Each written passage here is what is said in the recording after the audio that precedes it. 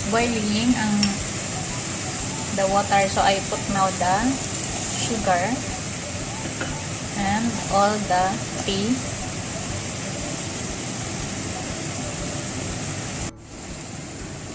I put also the saffron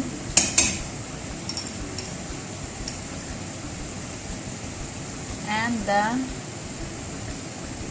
cardamom powder. I think this I will only put 1/4. Okay, so let's boil for 10 minutes and put the milk.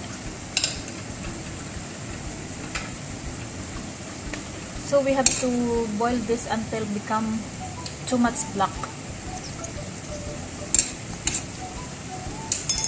Cover again.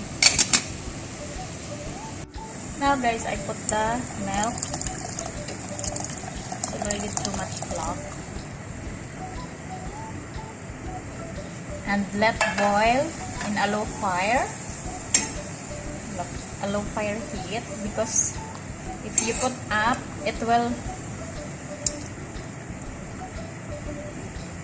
drop.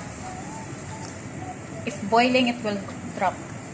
So you have to put down the fire while boiling.